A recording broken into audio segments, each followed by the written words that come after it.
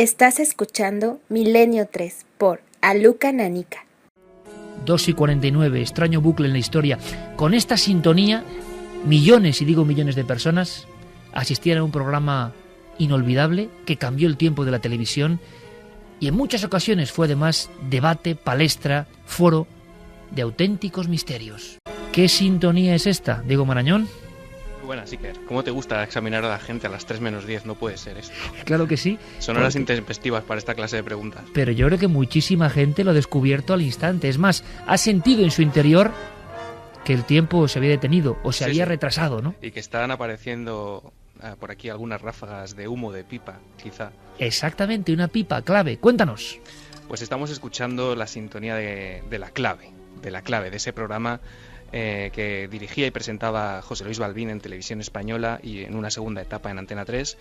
Esta sintonía tiene su historia, la compuso Carmelo Bernaola, que es uno de los compositores, digamos, clásicos, no solo de música clásica contemporánea, sino de la Casa Televisión Española, ¿no?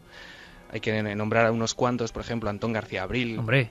Claro, y esta semana fallecía Augusto Algueró, que era otro compositor que hizo varios temas para Televisión Española, y de este tema, de la clave, se llegó a hacer incluso un pequeño concierto, y que tiene su... ¿Con esta sintonía? Sí, un concierto, un arreglo sinfónico que duraba un poco menos de una hora y aunque no se publicó, sí que Carmelo Bernaola lo dejó escrito, sí. Oye, una cosa importante, Carmen, ¿a la gente solo le daba una miedo? Cosa. Es que a mí me daba mucho miedo. No, es que solo una cosa que nos dice ahora mismo, que aunque el compositor de esta música nació en Vizcaya, que a los 7 años, ¿sabes dónde se traslada a vivir? ¿Dónde? A Medina de Pomar, que si lo hemos hecho aposta o ha sido una sincronicidad. Carmelo Bernaola. Bueno, pues nuestro abrazo para él, el compositor que al final va a vivir al lugar justo donde ha ocurrido el caso con Humanoides que hemos contado. En fin, nos lo decía un oyente. Carambolas del destino. Por cierto, Carmen, hay oyentes que dicen que les daba miedo esta sintonía. Nos dicen que la recuerdan como una sintonía mítica. A mí mítica, y me daba su miedo, tenía su aquel, ¿verdad? Sí. Uno sí que nos llegaba, un mensaje sí que nos llegaba, que cuando empezaba la música que apagaban. Hombre, eso al vino sí. Tiene que hacer mucha gracia. Es que esta sintonía hubiera valido para, por ejemplo, historias para no dormir. Totalmente. Porque tiene ese punto envolvente extraño, totalmente. Y además, fíjate, hasta inspira mucho en un programa como Milenio 3 a estas horas de la madrugada para contar historias así, ¿no? Historias de miedo. Oye, a ver si lo vamos a adoptar entre nuestras músicas, ¿eh? Tremenda sintonía de la clave. ¿Qué sabemos de este programa a grandes rasgos, Diego? Pues fue un programa de televisión que bueno, el centro era un debate al que precedía la emisión de una película sobre un tema, pues, de actualidad, ya sea en cuanto a sociedad, en cuanto a política. También nuestros temas tuvieron su cabida. Tuvo 2 etapas la clave. La primera etapa en Televisión Española se emitía en el UHF, lo que es ahora el equivalente a la 2, podríamos decir. Esa primera etapa fue desde el 76 hasta el 85, con pequeños intervalos en los que dejó de emitirse. Que es la clave, Diego, clásica, que en plena época casi del posfranquismo empieza a tocar temas que eran imposibles. Creo que el primer programa de la clave, me gustaría mucho que los oyentes hoy, por favor, porque esto es pura arqueología sonora, si recuerdan la clave, ¿qué programa, no? Recuerdan más, ¿cuál se les quedó? Pero creo que el primero era sobre el juego, ¿no, Diego? O sea, es decir, temas tabú, temas prohibidos, temas de los que no se había hablado en este país, de repente en un debate con personas importantes. Exactamente, el primer programa trató sobre el juego y todos los expertos coinciden que la clave fue sin duda algo que dinamizó, ¿no?, ese proceso de transición en España, con unos debates que hasta entonces habían sido imposibles de ver en esa televisión, unos debates vivos, polémicos y que abordaban estos temas en profundidad, ¿no? Vamos a hacer una cosa. Dejaremos para el final las declaraciones de Balbín, el protagonista, presentador y director de esta historia, para que sepamos además la increíble cantidad de audiencia que podía seguir cada debate, la repercusión que eso tenía en todo el país. Y ahora, si te parece, Diego, escuchamos a un personaje que, por cierto, nos dejó no hace mucho y que es el gran experto en interpretar al gran profeta Nostradamus. También estuvo en la clave, y además en un momento clave, nunca mejor dicho, la caída del muro de Berlín y el cambio del mundo. Sí, hablamos de Jean-Charles de von Brunn, que como dices nos dejó falleció el 14 de diciembre. Era el intérprete, el que interpretaba las profecías de Nostradamus, y en España llegó este programa en concreto se emitió en la segunda etapa del programa, se emitió el 9 de febrero del 90, y Balbín, bueno, le presentaba de esta manera. Todo el mundo ha leído sobre usted, pero fundamentalmente usted se le considera el mayor experto de Nostradamus, en las profecías de Nostradamus precisamente. ¿Qué cree usted que se van cumpliendo? Mi libro ha salido en 1980. Un cierto número de acontecimientos que se inscribían y que figuraban en mi libro impreso ya han tenido lugar, ya se han realizado. Y el último ha sido la caída del muro de Berlín, que yo ya había verdaderamente impreso en aquella época, cuando entonces nadie podía imaginar algo semejante. Bueno, von Brunn haciendo, digamos, de las suyas en el buen sentido, diciendo, oye, se ha caído el muro y esto ya lo había dicho Nostradamus. Y además haciendo algo que hoy, por desgracia, y lo subrayo, por desgracia en la televisión no es nada común, y es tener invitados extranjeros con una traducción simultánea que no solamente enriquecía la perspectiva internacional de los espectadores en aquella época, sino que además, en fin, aportaba mucha riqueza a los debates de los que, en fin, el propio Balbín presumía, porque es evidente que en ese espacio él no se cortaba nunca a la hora de traer invitados de cualquier idioma, de cualquier procedencia. Mucha gente, además, que fue que apareció en el programa de Balbín, venía a España por primera vez, astronautas, ex jefes de Estado, en fin, gente importante, ¿no? Pero ¿sabes por qué eso no se hace ahora, no, Javier? Sí, porque dicen que el SARE se pierde, ¿no? Y es cierto. Es cierto, va más lento, sí, sí. Y la gente cambia. Que podemos contar un pequeño secreto, ¿no? Sí, o sea, en varias ocasiones lo hemos comprobado, la traducción simultánea en una tele que no es la de entonces, tan absolutamente competida al minuto, es triste también decirlo, ¿no? Pero de inmediato se produce un efecto que hace que baje la audiencia. Tiene que ser todo mucho más Hemos ágil. llegado a entrevistar al exorcista del Vaticano, entre comillas. Sí, a Gabriel Amor. Y el resultado, por la traducción simultánea, tampoco fue en audiencia, ni mucho menos lo que podía haber sido. Y en varios experimentos nos hemos dado cuenta. Es alucinante. Y quizá tenga que ver con el sistema de recepción de las personas acostumbradas hoy, no hace 30 años, a un ritmo rapidísimo de consumo de información. En aquella época no ocurría.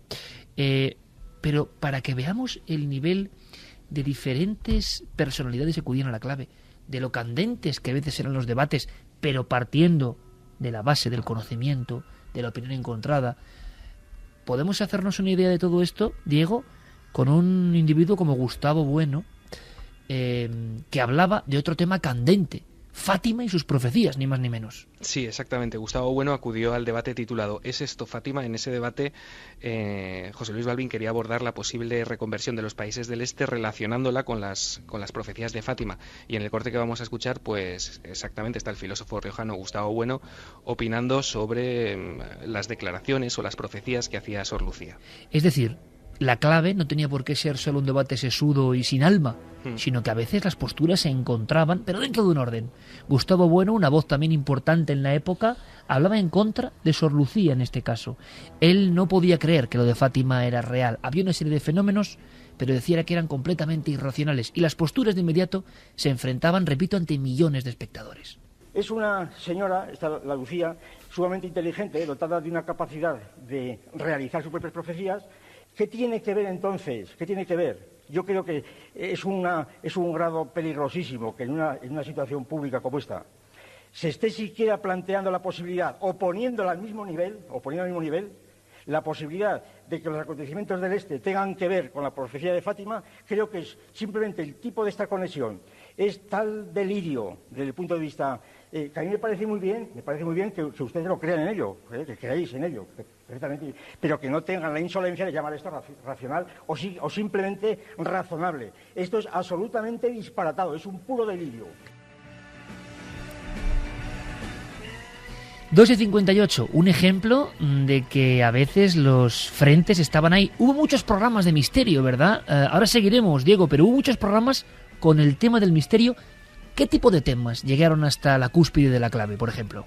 Bueno, exactamente. Era un programa en principio de debate en el que se abordaban política, sociedad, pero sorprendentemente tuvo cabida un montón de estos programas. Se abordó brujería, se abordó la historia oculta de Jesús, se abordó la vida extraterrestre, la visita de platillos volantes. Todo eso lo vamos a ver en la tercera hora. Y con personajes absolutamente esenciales. En esos sillones clásicos, con un presentador clásico, con ese humo de pipa. Balbín, ¿tú veías la clave, Santi? Mira, yo la clave, gracias a la clave vi por primera vez Ultimátum a la Tierra, vi por primera vez Fahrenheit 451, vi por primera vez El bebé Rosemary, La semilla del diablo. Por cierto, no me resisto a dar envidia a los oyentes. El colgante que llevaba Mia Farrow hace muy pocos días lo tuve en mis manos, ese mismo. Bueno, nos cuentas, el otro lado de la clave, las películas también eran importantes. ¿Sabéis quién era el asesor de cine? Era Carlos Pumares, el que decía qué película encajaba con el debate. Vaya dato. Continuamos a la vuelta, después de las noticias. 3 y 7 minutos, la mítica sintonía del programa La Clave, iniciado en 1976, en un momento político espinoso, en un instante de nuestro país en el cual no se podían tocar muchos temas y había más tabús todavía que ahora, que lo sigue habiendo, y Balbín, que ampliaba la voz de Televisión Española cuando solo había 2 cadenas y las audiencias eran absolutamente millonarias y los temas se ponían al cabo de la calle. Terminábamos nuestra segunda hora haciendo alusión a un sinfín de temas e invitados. Esto es sorprendente. Invitados que se dan casi a conocer en estas intervenciones en La Clave, algunos buenos amigos de este programa, para hablar del otro Jesús, que me imagino hace tantos años, Diego, que era casi escandaloso hablar de apócrifos, por ejemplo, ¿no? Sí, el corte que vamos a escuchar pertenece al programa que se emitió el 8 de enero del 93.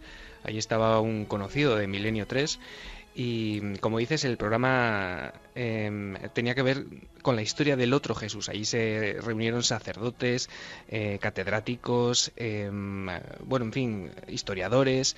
Ahí estaba Antonio Piñero, hablando sobre los evangelios apócrifos. Si quieres lo escuchamos. Le escuchamos incluso a Balbín presentando a nuestro querido Antonio, sí, y hablando de su currículum. Y vuelvo a lanzar el garfio, el anzuelo, Programas de La Clave que no olvidáis, que se os quedaron en la mente porque os gustaron o por todo lo contrario, porque hubo buenos programas y programas que seguro que no estuvieron tan bien, como ocurre siempre. Pero, Santi y Javier, escuchad cómo Balbín presentaba a Piñero. Si les digo que Antonio Piñero es licenciado en Filosofía Pura y en Filología Bíblica Trilingüe, así como doctor en Filología Clásica. Desde 1983 es catedrático de Filología Griega en la Universidad Complutense. Al final, a propósito de los apócrifos, Piñero, estos 4 evangelios que tenemos, que son nuestros 4 evangelios, digamos, de la Iglesia Católica oficial, avalados, son los que tenían que ser. Podían haber sido no 4 sino 12, podrían haber quedado solo en 2, es decir, hay realmente unas razones contundentes por las cuales estos sean realmente los verdaderos, hayan sido como tal catalogados, homologados, mejor dicho. Razones contundentes no hay ninguna. Contundentes no hay ninguna. Y la cosa está en que la historia de la creación, tanto de este cuerpo de 4 escritos evangélicos sagrados, como de todo el Nuevo Testamento, es una oscuridad total. Antonio siendo, bueno, casi telegráfico y con la misma voz. Es que no ha pasado el tiempo por su voz. Oscuridad total. Yo, ahora claro, aquí al equipo están acudiendo imágenes mentales, Santi y yo haciendo unos gestos. En ese bullir de palabras, estamos casi viendo, ¿verdad, Santi? Una humareda total. Era cuando en La Clave y en la televisión se podía hacer los programas y había tal neblina. Era brutal. Era brutal. No sé, imposible hoy en día. No, claro. Había caras de invitados que, claro, yo no sé si esto me lo he imaginado o no. Y si confundo el programa La Clave en ocasiones con debates efectuados en el programa de Fernando Jiménez del Oso, más allá. Pero recuerdo a un Juan García Tienza con un traje beige amarillo. Era en el de Fernando. Que claro, creo que casi no se le veía entre el humo. Es que en Más Allá, a mí, cuando lo hacían en una especie de mesa camilla redondita, hay una imagen que no puedo quitarme. Muy juntos. Con unos micros de corbata que eran enormes, parecían los micrófonos estos, y que los llevaban colgados además del cuello. Y con un cenicero lleno de colillas, Sí. pero vamos, con copete, o sea, una cosa bárbara. Eso sí, ahora, escuchando a José María Balbín... José Luis. Pezú, es que me estaba acordando de un antiguo amigo que tiene un nombre parecido. José Luis Balbín. Pues mira, tiene relación con esto que me acaba de suceder. Es muy grato que un gran profesional como Balbín tenga un síndrome que en la radio llamamos de la lengua gorda, que es el día que parece que te has comido un polvorón y no te sale absolutamente nada. Y te suceden cosas como la que... Exactamente, como la que me acaba de suceder a mí ahora mismo. Pues... en esta última intervención, José Luis Balbín tenía un caso de libro de ese síndrome. Bueno, tienes que tener en cuenta, Santi, que muchas veces también tenía la pipa. O sea, También, presentaba directamente con la pipa, es complicado. Es verdad. Que es que ahora nos parecen cosas... O sea, ¿cuánto hemos cambiado? Bueno, en fin, esto, yo no sé, es que tampoco sé si estoy hablando de leyenda urbana o no. No, pero lo del humo, Iker, es cierto. O sea, y además, si uno piensa en la escenografía que tenía ese programa, que era Balbín en el bien centro. cerrado todo. Exactamente, y que luego solamente tenía unos tiros de cámara muy específicos.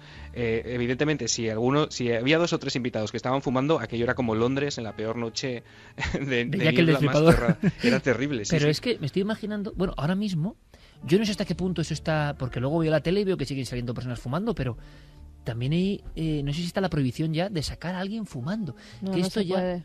no se puede. No se puede.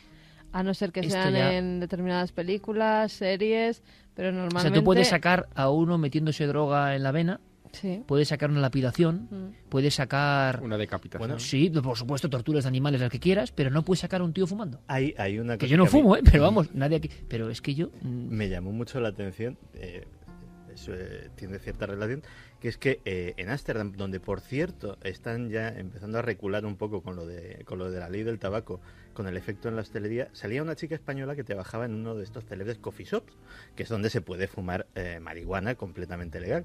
Y decía, claro, tú puedes fumar marihuana y no pasa absolutamente nada, y puedes echarme el humo a la cara si quieres, pero si sacas un cigarrillo te tengo que echar del local.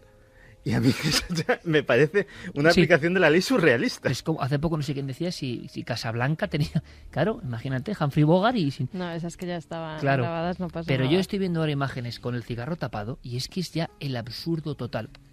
¿A qué va todo esto? A que en los años 70, que somos evidentemente fans de la época, década en la que nacimos aquí todos, pues resulta Yo no. que tú no... Pero ha sido Metedura de pata terrible. hasta el fondo. Ha sido terrible, Santi. Bueno, pero más o menos generacionalmente. Casi, Santi. Esos programas maravillosos llenos de humo, de ambiente de timba, de póker un poco también, y donde salían, yo recuerdo otro, no sé si tú recuerdas, Javier, de Daniken envuelto en humo, pero auténticamente Daniken ahumado, y hablando de llegadas de extraterrestres a Tiahuanaco, completamente ahumado, pero Era tenía un una aire, que... una atmósfera, claro, una atmósfera que la hacía incluso misteriosa. Hoy la verdad es que eso sería... Lo políticamente correcto, ¿a dónde nos ha claro. llevado? ¿A qué frialdad? Claro, pero hoy sería infumable. Nunca Oye, mejor Javier, dicho, el verbo para hazme- esas características, ¿no? Hazme un favor en ese túnel del tiempo con Sí. el que además aprendemos tanto, ¿no? Y viajamos, y quiero saber qué nos cuentan nuestros amigos. Mientras nos pone esta sintonía maravillosa, nuestro amigo Noel Calero, muy de la época. El siguiente invitado no lo voy a presentar Diego, sino tú, porque le conociste y tuviste mucho trato con él, y representaba a los militares interesados en el fenómeno OVNI. Bueno, él es un oficial militar del Ejército del Aire que durante muchos años fue el responsable del radar del Puigmayor en Mallorca, en la Sierra de Tramuntana. Se llama Pedro Crespi y en la última etapa de su vida se convirtió en un enfervorizado defensor de la realidad de los objetos volantes no identificados. Desde dentro del ejército. Desde dentro del ejército, porque él dijo que en varias ocasiones, estando delante de las pantallas del Puigmayor, había sido testigo presencial de la captación de lo que él llamaba muy gráficamente running rabbits, conejos correteantes, él lo llamaba así en el argot militar, y eran como trazas que el radar primario detectaba en los alrededores de la isla de Mallorca o en el alcance de ese radar, y que nunca fueron identificadas y que incluso a él le valieron más de una amonestación por haber hecho declaraciones comentando ese asunto. Bueno, saltó a los medios de comunicación y participó en varios debates televisivos, bueno, dando información, digamos, interna interesante. Y quizá muy poco escuchada en nuestro país. dándole una dimensión al fenómeno ovni de auténtica autoridad. Por cierto, que luego hay una noticia que contará Carmen que ha pasado en Argentina. Hablábamos de la fuerza de Argentina en los ovnis. Ha pasado algo a nivel informático en las últimas horas. Crespi, Diego, estuvo también en la clave porque no solo fue brujería, investigaciones bíblicas. Los ovnis fueron epicentro de muchos programas. Y en este caso un invitado de excepción, ¿no? Sí, este programa se emitió también en el 93, en abril. Tenía por título Otros mundos, otras vidas, y allí se reunió gente pues como Pedro Duque, estaba allí, el astronauta, estaba Félix Gracia y estaba, como dice Javier, Pedro Crespi, hablando de su teoría por la que le preguntaba Balbín. Y en esa curiosa mezcolanza, un hombre, repito, encargado de radares militares en nuestro país, que comentaba en la clave lo que sigue. A través de las pantallas del radar se observan unos ecos, unas trazas, y algunas veces sí se sabe el origen, pero hay otras que no, porque son de naturaleza inteligente, y entonces hemos de dar una explicación a estas velocidades que el hombre no puede llegar. O sea, yo he presenciado, junto con mi equipo de trabajo, a través de las pantallas del radar, unos ecos que bajaban hasta el nivel del mar a velocidades que, como estaba a 45.000 metros de altura, y bajaban entre 3 segundos y a veces entre 5 segundos y volvían a subir, entonces ¿cómo pueden volar a 300.000 kilómetros por hora? Escuchar estas declaraciones con este fondo musical de Olim del gran Michael Hugen, autor de bandas sonoras precisamente para Fernando Jiménez del Oso, pues impresiona. Santi también de nuevo, ¿no? Ponía un gesto, ecos entrando y saliendo del mar y contándolo un radarista militar. La verdad es que se echan de menos este tipo de debates, sobre todo en un programa que no era especializado, que es que estamos hablando de un programa de información general, de debates de temas que interesaban a la opinión pública española en aquel momento, y en el que se debatía de todo lo divino y lo humano. Realmente yo creo que la clave, uno de sus grandísimos méritos, y tuvo muchos, y alguien debería de escribir un libro sobre el papel que tuvo, por ejemplo, la clave en la transición española, que no es pequeño. Debates sobre los partidos políticos antes de la existencia de partidos políticos. Efectivamente. Pues otro de los grandes méritos, por lo menos en lo que nos toca, es que yo creo que es de las pocas ocasiones en que nuestros temas, los temas que a nosotros nos gustan, que nos apasionan, han salido del gueto. Porque en el fondo, los programas que hacemos a día de hoy son programas especializados, de bueno, pues Iker y Santi, Javier, que le gustan las cosas raras y patatín y patatán. Es un gueto, de más o menos de oro, más o menos en prime time, pero lo es. Pero lo que hizo la clave es colocarlo fuera de ahí, y me parece un momento único en la historia de los medios de comunicación de este país. Completamente de acuerdo con Santi. Piensa que heredero quizá de la clave, pero especializado ya en nuestros temas, llegó unos años después un programa al que quizá deberíamos dedicarle con Diego un túnel del tiempo, que fue la tabla redonda de Francisco de Oleza. Pero yo lo recuerdo quizá demasiado denso en sus planteamientos. Sí, bueno, quizá lo que trataba es de hacer un programa de cierto nivel intelectual.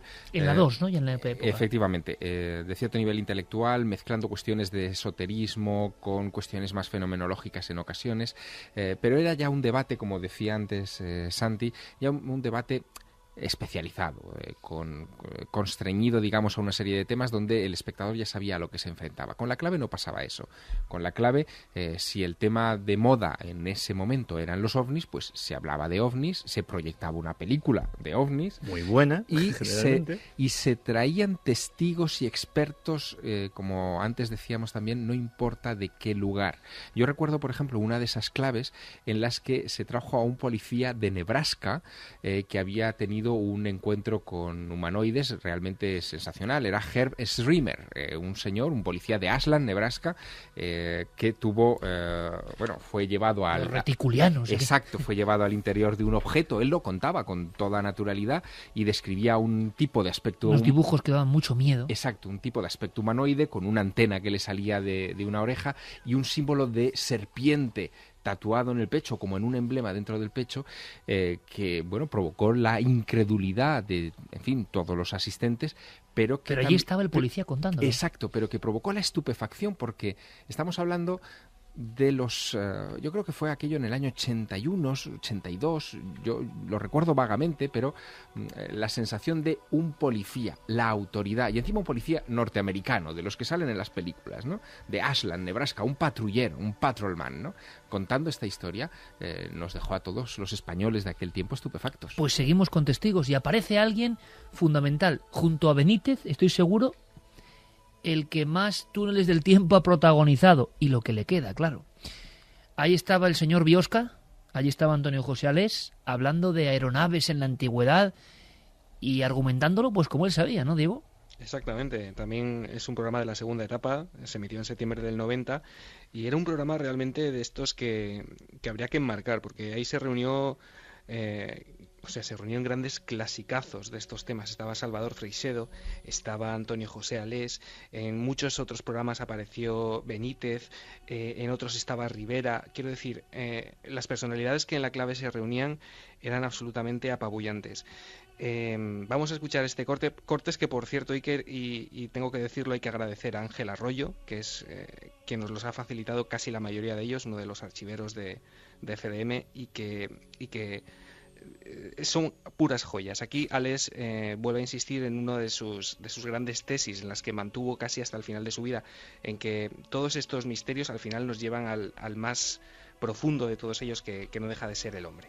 Alex, una vez más, en el túnel del tiempo. Por ejemplo, Salvador, que conoce perfectamente las Sagradas Escrituras, no sé si para él siguen siendo sagradas, las conoce perfectamente, y hemos hablado muchas veces de ello. Vemos cómo no solamente en la Biblia, no solamente en los apócrifos, en el Popol Vuh, en el Mahabharata, en todas las escrituras de las grandes culturas, encontramos referencia a naves, a guerras aéreas, que después han sido perfectamente aprovechados por autores oportunistas o inteligentes. Pero es un gran mito. Todo lo que viene de arriba viene o bien a ayudarnos o viene a atacarnos. Bueno, realmente el mito del ataque sería desde abajo. El infierno abajo, el cielo arriba. Pero se repiten los grandes mitos, Salvador. Y se repiten porque tal vez el mundo lo necesita. Pues de ahí mi insistencia en que el fenómeno existe. Es un fenómeno real. La sociedad lo demanda. Clásico entre los clásicos, Antonio José Alés y el túnel del tiempo como contenedor de voces que ya no existen. ¿Cómo que no existen? Si siguen saliendo al aire y vosotros les escucháis. ¿Cómo que no existen y su mensaje sigue propagándose? Yo creo que esta sección tiene ese poder de resucitar a los que ya no están físicamente aquí, pero sí tenemos la oportunidad de dar eco a ideas que pueden ser mejores, peores, buenas. De alguna forma la radio también hace que nadie interesante muera del todo. ¿Y vosotros, amigos, amigas, qué recordáis de La Clave? Pues Juan Carlos García nos decía: buenas noches, milenarios. Efectivamente, La Clave me aporta recuerdos de mi niñez, de las cosas que me producían miedo y fascinación a partes iguales. Miedo por la proyección de la película Zzz, así nos lo pone. Por ejemplo, que hablaba de cómo un hombre se convierte en serpiente. ¡Esa yo la vi! Bien, vale. Pero espera, vamos a ver. Esa es una vieja pesadilla que yo tengo. El hombre serpiente. Pues no es pesadilla. Un hombre que se convierte en serpiente por una manipulación genética.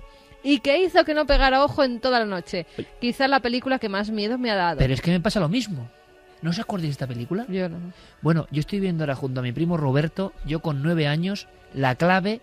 No se ve si era La Clave o era Historias para no dormir. Eso ya era en la época de Antena 3, ¿no? No. Era en la época de Televisión Española. Y era un hombre que se miraba al espejo y empezaba a tener escamas y la piel de serpiente. Y era terrorífica. Se llama... Bueno. Si le pregunté incluso a Ángel Sala y sí, no sabía ubicarla. Madre mía. Son muchas eses. Madre mía. Como lo que hace una serpiente, ¿no? Cuando con la lengüilla. Y fascinación por los temas que trataba y por esas personas que, repantingadas sobre el sillón y envueltos en el humo de sus cigarros, nos permitían acceder a una información que no era muy usual en esos tiempos. Bueno, repantingarse, a ver, Asturi fue el que lo llevó a la máxima expresión, ¿no? Buen amigo. Xavier Borul nos dice: recuerdo un debate de La Clave sobre la creación del universo. Emitido en 2001 de Kubrick. Había un cura que defendía a capa y espada que la creación del universo era un misterio divino. Ajá. Gustavo Adolfo Parra nos decía: esa música me traslada al pasado, cuando solo había 2 cadenas, esos largos debates que de niño veía, aunque me aburrían a veces, era lo que había. Tony de Arenys de Mar, la clave se me quedó en el recuerdo cuando emitieron la película La Guerra de los Mundos. Desde entonces esa sintonía me daba miedo. Luis Lombardo, desde Sanlúcar, nos decía: me acuerdo de un programa sobre internados. Mi director del colegio estaba en el debate y recuerdo que todas las preguntas de los oyentes eran para él. El internado es Colegio San José, Campillos, en Málaga. O sea que mucha gente tiene la clave en su mente, ¿eh? No la ha olvidado, está ahí viva. Gema, desde Madrid, nos decía: la clave, a pesar de que a veces trataba sobre cosas que me daban miedo, yo era pequeña, era un programa que me gustaba y del que aprendí mucho por el debate y por las películas que emitían. José, desde Málaga, yo solo recuerdo que fumaban mucho todos. La clave fue un gran programa de televisión español de debate moderado por José Luis Balbín. Abordarían temas de actualidad que afectasen a los españoles y a la sociedad. Nos dice también desde Gandía: ¿puede ser que en la clave emitieran El Exorcista? No lo La sé. Semilla del Diablo seguro, porque no puedo quitarme ese recuerdo, porque yo tendría 10 años. ¿Y tú qué haces con el colgante de la protagonista de esa película? Pues tengo una muy buena amiga que seguramente nos está escuchando y a la que te admito un saludo, que pues es coleccionista de este tipo de cosas, acude a subastas y compra pues cosas, y hace unos días pues quedamos y yo la miraba y decía: mira, tiene un colgante como el de Mia Farrow en La Semilla del Diablo. Y ya cuando vio que pasaban, porque tú ya sabes cómo soy, que pasaba como media hora y no le decía nada, dice: oye, esto me lo he puesto para ti, ¿eh? Digo, pero es que igualito. Dice: no es igualito, es. Digo, no me digas. Entonces ya sí lo cogí. ¿Y cómo era el colgante? Pues el que se ve en la película, que es una esfera de plata hueca, con una especie de filigrana, para meter dentro, que se puede abrir, y para meter dentro la famosa raíz aquella que tenía tan mal olor, que era para proteger el embarazo de Mia Farrow y que tenía algún tipo de simbología satánica o brujeril.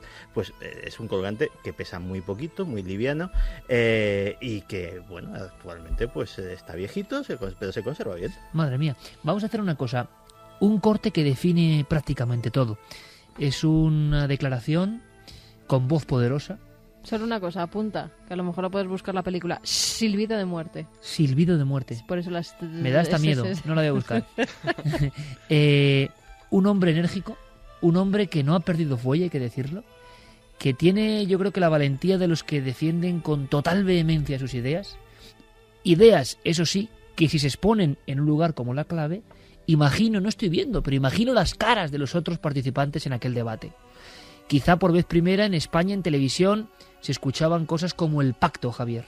El pacto de extraterrestres y gobiernos. No, ahora me comentas, se escucha un torbellino, Diego, llamado Freixedo, ¿no? Es una ametralladora, es un discurso absolutamente poderoso e irrepetible que hace y exactamente, o sea, lo que hay que imaginarse es la cara de los otros participantes en el debate escuchando a este hombre retarles casi, o sea, retarles a que le expliquen todo esto que él propone. Así es Salvador Freixedo, ¿eh? Sí, sí. Merece un túnel del tiempo él mismo. Se lo haremos. Un jesuita hizo el libro Mi iglesia duerme. Historia viva. Provocó un enorme tsunami en la iglesia de su país.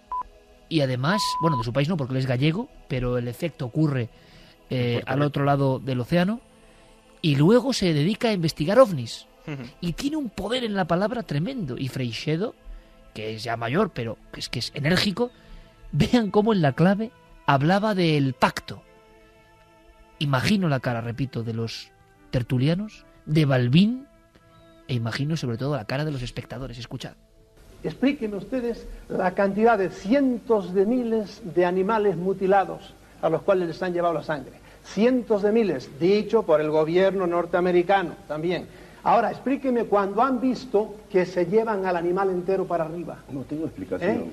No tiene explicación. No tengo yo explicación. Ah, bueno, pero sé que yo es un sí la fenómeno tengo. que ha sido comprobado, pero ¿cómo se explica? Lo ignoro. Sí, bueno, para que Me vean parece que prematuro es que los ovnis afirmar que hace se años trata que han de aprendido a bajarse y a que le saquen fotografías. No, están actuando entre nosotros. Explíqueme otro hecho concreto. Cuando se llevan seres humanos y no los devuelven nunca, explíqueme.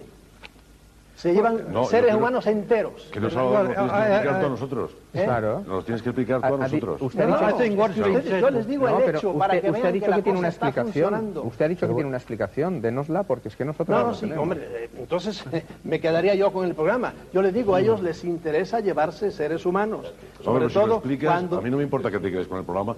Si de verdad nos lo explicas, no me importa que te quedes con el programa. No sé, pero sepan que ahora lo que está pasando, por ejemplo, en Estados Unidos, que es lo que sabemos, porque a los rusos les pasa exactamente igual, es el agreement, el contrato que tiene el gobierno norteamericano con cierto tipo, hay como 70 tipos extraterrestres diferentes ya hoy día catalogados, pero con el tipo de los pequeños, que son 3 o 4, y tienen un trato con ellos, y les digo, las bases están casi todas en el estado de Nuevo México, Arizona, Colorado, por ahí están las bases subterráneas en donde están trabajando. Todo eso son documentos oficiales del gobierno norteamericano. Poco hay que añadir, ¿no? Documentos oficiales del gobierno norteamericano. Una parte de la ufología, una parte del debate representada, encarnada por Freixedo. Yo creo que ahí es donde se produjo realmente, en esa época, en la época de este debate, de estas declaraciones de Salvador Freixedo, la primera fractura seria dentro de la ufología, porque comenzaron a aparecer las historias más salvajes, especulativas, incomprobables, que han ido minando mucho la credibilidad de la investigación OVNI.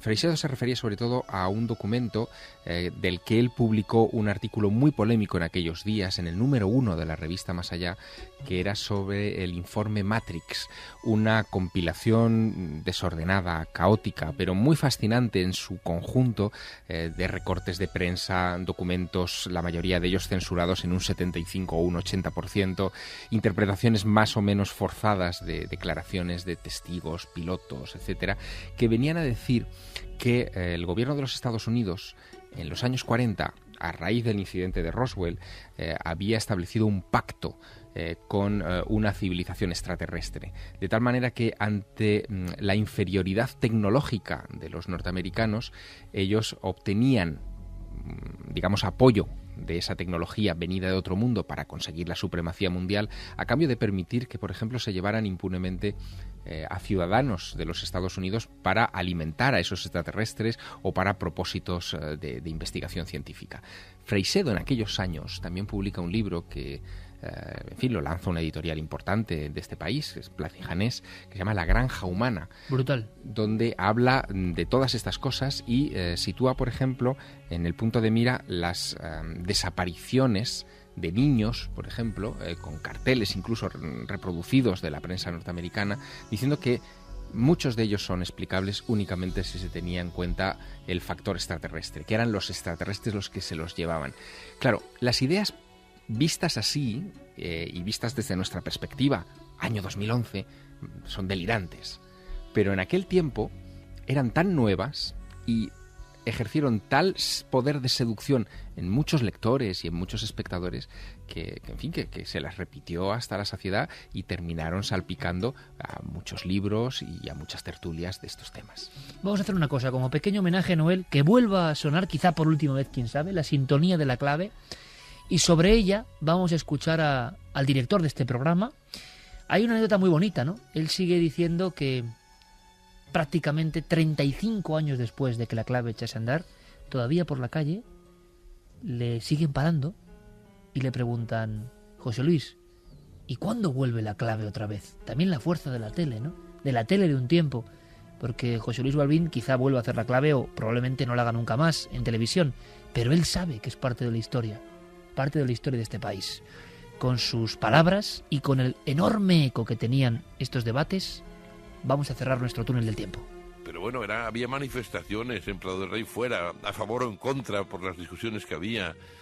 Realmente sí, fue un momento que yo tengo que agradecer a, bueno, en este caso a Radio Televisión Española, que fue la que la puso en marcha, y a los, sobre todo a los directivos que entonces se atrevieron a poner en antena este programa que yo proponía, ¿no? Que nadie se asuste, porque yo recuerdo que a mí mismo hoy me sorprende. Llegó a tener 16 millones de espectadores. De inmediato, al escuchar la palabra de Balbín, 16 millones de espectadores, aquí todos han hecho un gesto. La fuerza de la tele de un tiempo y todo un país viendo un debate. Yo creo que ha sido un bonito homenaje, Diego, uno de los debates más importantes de la historia, se demuestra que el túnel del tiempo no distingue. También se ocupará, como no, de la televisión, que es otro medio de comunicación, ¿no? Seguiremos hablando de ello, y yo creo que sí, que ha sido un homenaje además merecido por lo que decía Santi, ¿no? Por el trato que la clave dio a estos temas.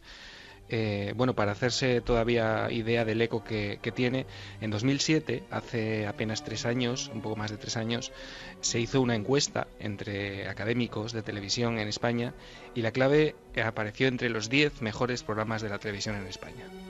Coste en acta. Diego Marañón, hasta el próximo túnel, amigo. Nos vemos, Iker, un placer. 3:37, la nave continúa. Informe Wikileaks nos espera. Sabéis que hay 3 libros de Milenio 3, vías de contacto ya dichas. No las digo yo porque me equivoco casi siempre, pero lo que nos va a contar Carmen es una noticia que viene de Argentina, que casi parece de Wikileaks, y que habla de ataques de hackers, ovnis, militares, en fin, todo en un extraño cóctel.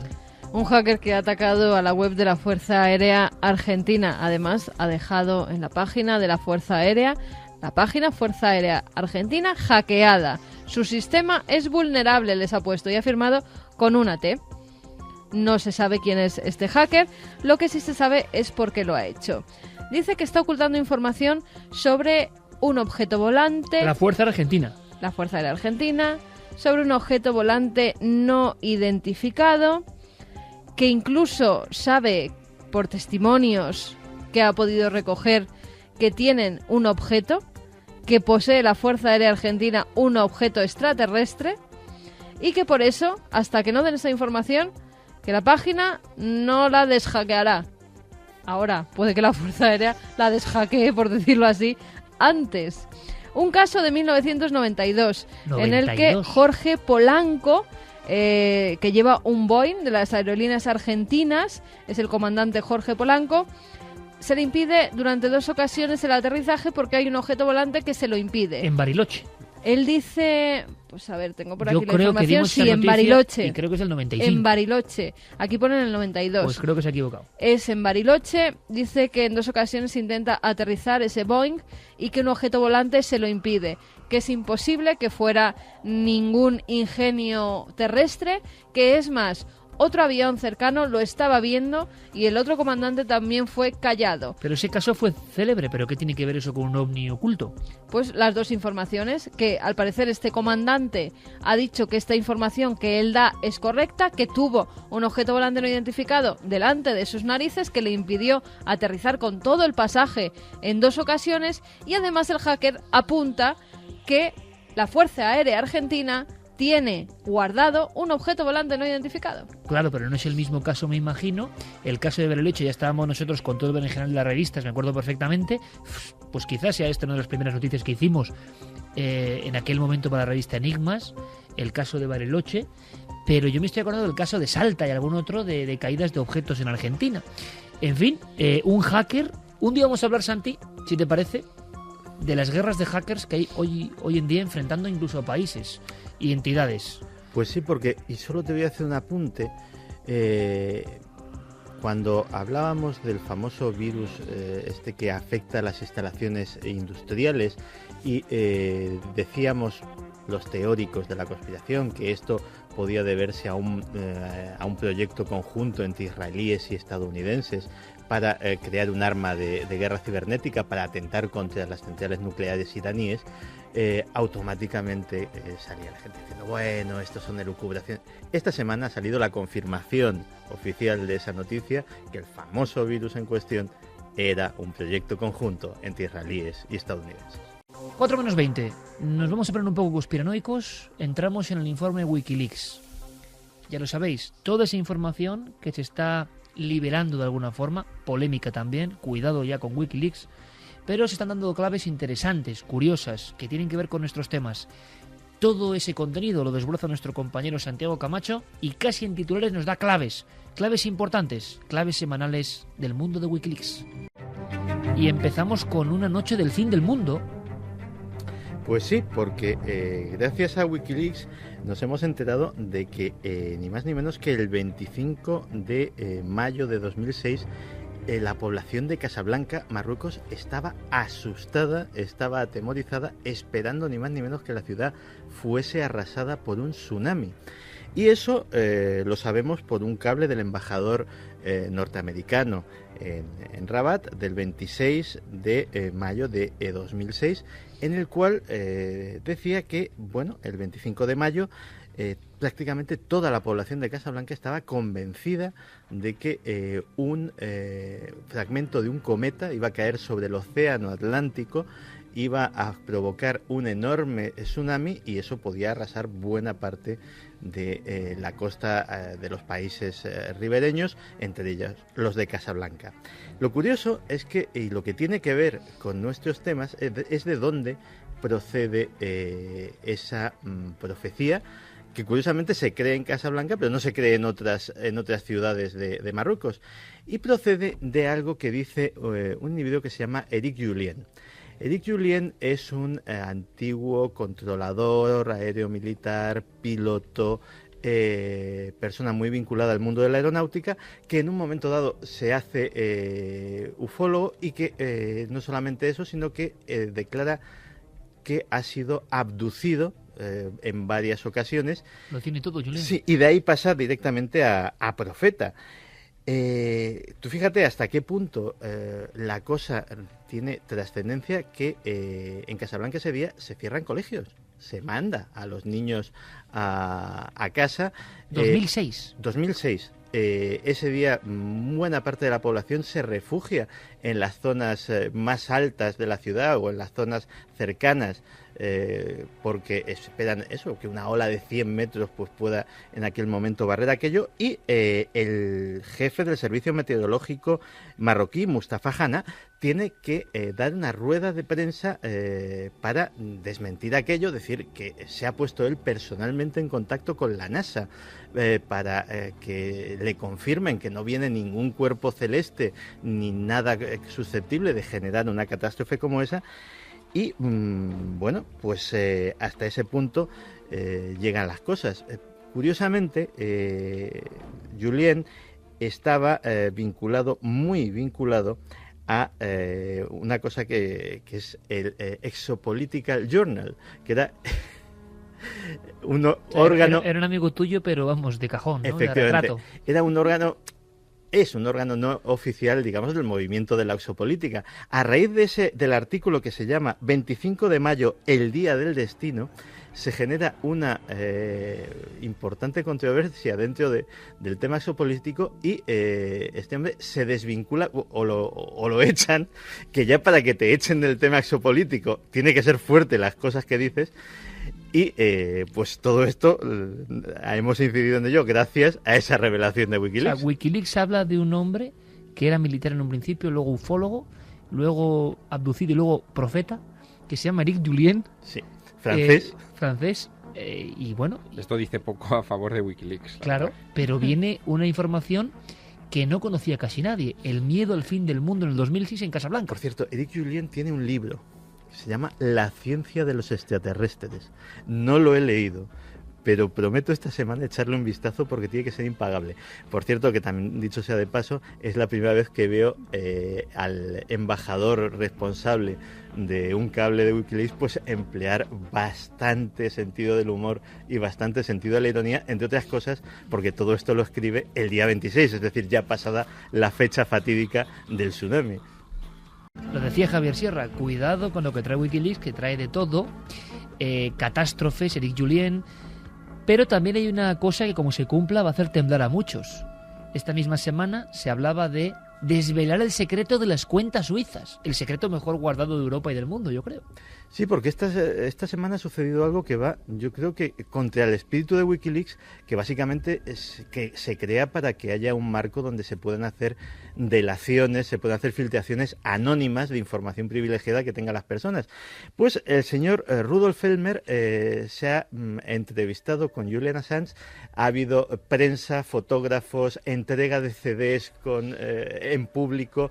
Y este hombre es un banquero suizo arrepentido. Es banquero suizo arrepentido, ese es su título. Él ha trabajado en el banco Julius Baer, concretamente en la delegación de las Islas Caimán, que hay bancos suizos que tienen delegaciones en otros paraísos fiscales, y ha entregado a Julian Assange 2 CDs que contienen datos bancarios de 2.000 cuentas, no de 2.000 cuentas cualquiera, 2.000 cuentas seleccionadas.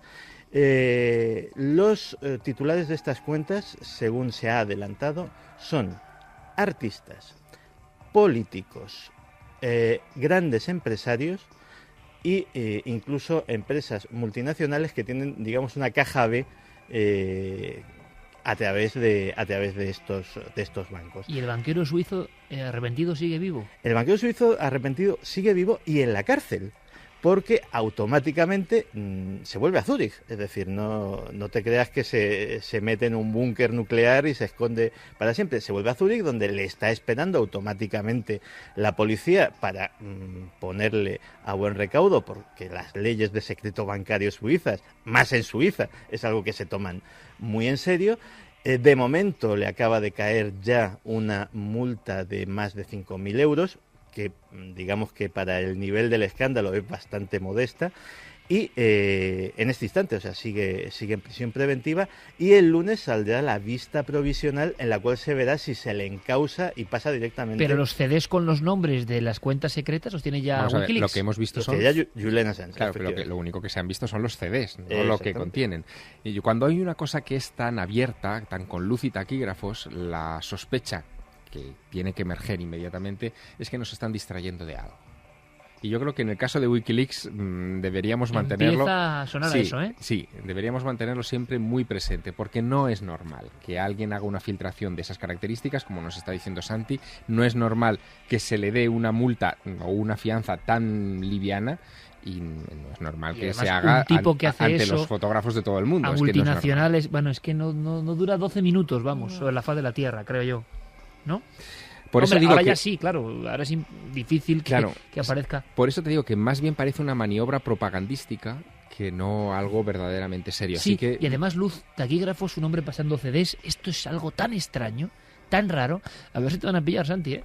Pues, tú estás en las Islas Caimán, ¿no? Claro, efectivamente, que yo en principio, además me lo dijo Carmen, de cuidado, y digo, no, yo lo mío lo tengo todo en las Islas Caimán, pero es que este hombre trabajaba en las Islas Caimán, con lo cual estoy que no me llega la camisa al cuerpo. Bueno, vamos a hacer una cosa, compañeros, un poquito de humor también, porque algunas cosas de Wikileaks, pero bueno, qué contraste, ¿no? Fin del mundo de una especie de profeta y miedo en Casablanca, y luego lo que ha pasado en Suiza. ¿Qué ha pasado tal día como hoy? Efemérides en Milenio 3. ¿Les escuchamos? 23 de enero de 1847, muere el dramaturgo español José Zorrilla, autor de obras como Don Juan Tenorio y fuente de extraños sucesos ocurridos principalmente en su casa natal de Valladolid. Dando una vuelta por la casa, viendo las necesidades que había, pues oí un gran ruido, bastante impactante, y bueno, tardé unos segundos en reaccionar, porque claro, esto está a oscuras en invierno, eran las 7:30 de la mañana, y cuando volví a la estancia vi que este espejo que tenemos aquí a mi derecha pues estaba hecho 1000 pedazos en marco y todo en el suelo. De hecho está restaurado recientemente.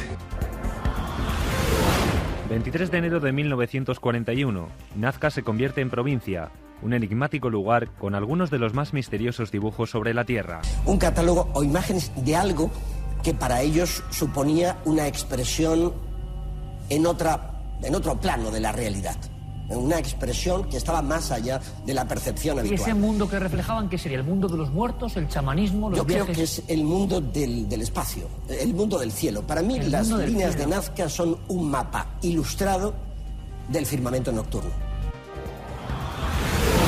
23 de enero de 1960, el batiscafo Trieste desciende por primera vez por la fosa de las Marianas, una complicada misión que tenía como objetivo el estudio de este profundo y oscuro abismo oceánico. En 1953, el científico suizo Auguste Piccard diseñó el Trieste, un vehículo pionero que podía soportar esas increíbles presiones. El batiscafo funcionaba con un tanque de 25 metros, lleno de combustible ligero de aviación y con pesos de plomo para controlar la flotabilidad. En la parte inferior sobresalía una pequeña cabina esférica de 3 metros con paredes de acero de 12 centímetros de grosor. 23 de enero de 1989, muere Salvador Dalí, autor de obras como La persistencia de la memoria y uno de los grandes representantes del surrealismo. Estamos en la misma persona, pero con un avance tremendo ideológico. En aquel momento mi pintura se calificaba de surrealista. Hoy, ¡eureka!, he encontrado mi pintura. Esa pintura se llama hiperrealismo metafísico, que son los cuadros que estoy haciendo para dar al Museo Dalí en Figueras. 23 de enero de 2009, la efeméride de Milenio 3. La nave del misterio viajaba a Italia y navegaba por los canales de Venecia de la mano de un guía de excepción, Eric Fratini. Una de ellas es la de un cantante de ópera muy famoso que decide venir desde Florencia hasta Venecia en coche, ¿no? Hay muy pocos kilómetros, hay unos 130 kilómetros, para comprar la Cadario, para hacerse cargo de la Cadario y de la restauración, porque él quería restaurarla, ¿no? Entonces, él en el trayecto tiene un accidente muy grave en carretera. Le dicen en el hospital, cuando se está recuperando con su mujer en el accidente de coche, le dicen que claro, que es porque, ¿ibas a comprar la Cadario? Es que ese palacio está maldito. Y él nunca llega a comprar definitivamente la casa. 13:53. Nuestro compañero Carlos Largo es un poco como el autor del Almanaque del Misterio ya. ¿Qué pasó tal día como hoy? Y vemos que hay conjunciones de mundos absolutamente maravillosos. Biografías, acontecimientos, hechos ocultos. Yo creo que es sumamente interesante. Como interesante es la última muestra, una vez más, del prodigio de nuestros amigos los animales. Un hecho de esos que convulsiona, que da la vuelta al mundo y que demuestra el amor fraternal, por ejemplo, entre perros y seres humanos. Y es cierto, Iker, que esta imagen ha dado la vuelta al mundo. Simplemente te la describo. Se ve una cruz de madera, 2 tablones que se cruzan, mucha tierra y un perro al lado. Un perro al lado que no se mueve, que incluso han intentado sacarlo de allí y él no se mueve, siempre regresa al mismo sitio, aunque se lo intenten llevar. Él está permanentemente al lado de esa cruz. Este perro se llama Leao, es un perro que fue adoptado por la familia Cristina Cesario. Esta familia vivía en Teresópolis, un lugar que ha sido arrasado por las últimas lluvias, las últimas inundaciones, por los aludes que se han producido. En este caso, esta familia de 4 miembros, por una luz de tierra, se queda sepultada en su casa. El perro en el último momento logra salir y son los bomberos de rescate los que llegan hasta allí porque el perro estaba aullando, estaba escarbando y creen que todavía hay alguien con vida. El perro no deja de escarbar junto a esas personas que intentan sacar a la familia con vida, pero ya cuando los encuentran están muertos. Son enterrados, una sepultura casi improvisada, Iker, muy cerca de esa casa, como vemos en la fotografía, y el perro que no se mueve de allí. Su familia está sepultada, ellos lo rescataron de una perrera y es fiel hasta la muerte. En apenas un minuto, pero vaya historia, ¿eh? Vaya potencia, la fidelidad de ultratumba, incomprensible casi entre seres humanos, incomprensible, inaudita, muy pocos ejemplos, y tantos ya del reino animal y sobre todo los perros, esa extraña conexión. Y el perro, como ha ocurrido en otros casos en España, morirá, no tendrá comida, pero seguirá ahí. Vaya ejemplo. Vamos ya con ganadores, ¿no? Vamos con los ganadores. Uno de ellos es Tony, que nos decía felicidades por el programa. Una noche en Santiago de la Ribera, junto a San Javier, muy cerca de la base aérea militar. Yo tendría 9 o 10 años. De noche vi una luz roja, muy brillante, en movimiento. Hasta aquí todo normal. La sorpresa fue ver cómo realizaba giros exactos de unos 60 grados, haciendo pico. Realizó 3 giros y se perdió en la lejanía. Mi trabajo está relacionado con aviones y helicópteros y es imposible que una aeronave realizara dichas maniobras. Hombre, en ese lugar precisamente importante, Javier, yo creo que, si no me equivoco, el primer informe desclasificado español tiene que ver con San Javier, ¿no? Del año 1962, efectivamente. Uno de los informes que es, bueno, con el que se abrió la veda, digamos, en España de este asunto. Igual es el mismo caso que está diciendo este hombre. Pues quizá. Lo que ocurre es que aquel caso del año 62, yo estuve en la base de San Javier, nada más se desclasificó, hablando con uno de los testigos que dieron cuenta a los militares de su tiempo, a las autoridades, para elaborarlo, y hablaba de unas luces en la cabecera de la pista que hoy todavía se utiliza para la formación de nuestros pilotos de combate. Y como siempre, que si no los amigos no lo reclaman, esta sintonía clásica del equipo de Milenio 3, pues para animar a toda la gente que lo está pasando medio mal, medio bien, sobre todo medio mal, ¿no? La música es capaz de curar y es uno de nuestros himnos, así que va por vosotros. El segundo de los ganadores es Luis de Alcalá de Henares, que decía testimonio clásico de encuentro con seres extraños, sobre todo lo de los perros. ¿Es que acaso perciben algo? Y el último es para Félix Medrano Costa Rosa, que nos decía: verdaderamente La Clave ha sido uno de los programas de mi vida. Incomparable la figura de Balbín con su pipa. Los debates tan ricos y llenos de contenido, con invitados de un nivel altísimo. Te dejaban horas y horas pegados a la televisión, escuchando y aprendiendo siempre. Es verdad que no hay ahora programas como ese en este momento de lucha encarnizada por la audiencia. Un programa mítico e irrepetible. Pues tiene toda la razón. Nosotros, por ejemplo, no somos La Clave, ¿no?, en nuestra versión televisiva, pero estamos ahí peleando con la audiencia. Cómo ha cambiado el espectador también, hay que decirlo. No solo cambian los programas, también los espectadores. Y menuda lucha. Empezábamos hablando de batallas, menuda la batalla de la televisión. Ahí llevamos 6 temporadas. Y mañana, vuelvo a repetir porque es importante, vamos antes. Y posiblemente en las próximas semanas empecemos a ir bastante antes. Pero mañana a las 12, que es una hora ideal, ¿no, Santi, Javier? La hora de los misterios. Ahí está. La hora bruja. La hora a las 12 de la noche. La hora de frontera entre un día y el otro, en fin, es perfecta. Bueno, pues a los 3 os veo mañana, ¿eh? Claro que sí. Venga, a las 12 en punto, hablando de cosas con imágenes que creo que son impresionantes de verdad, pero siempre para mostrar algo y para aprender algo. Santiago Camacho, como siempre, un honor, compañero. Hasta la próxima semana. Hasta la semana que viene. Don Javier Sierra, Santiago le persigue, ¿eh? No Santiago Camacho, sino Santiago de Compostela. También. He estado esta tarde allí, maravillosa ciudad, maravilloso día, no llovía, en fin, todo despejado. Siguen llegando peregrinos a ese lugar, pese a que ya ha pasado los fastos del año jacobeo. En fin, qué lugar. Es que igual el camino hay que hacerlo ahora, exactamente, para vivirlo de verdad. Justo ahora. Pues igual lo hacemos, Javi, igual hay que lanzarse a la aventura. Carmen, mañana a las 12 en punto es la cita. Mañana a las 12 en punto ahí estaremos para contar muchas historias. Hay una cosa de exorcismos bastante fuerte. Sí, muy fuertes. Y además con imágenes que impactan. Y una reliquia, una reliquia bien peculiar. Señor. También una reliquia que vamos a tocar, un objeto fuera del tiempo. Fermín Agustí, Carlos Largo, Noel Calero, ha sido un placer, como siempre. Hasta dentro de 7 días, compañeros. Disfrutad e intentad ser muy felices.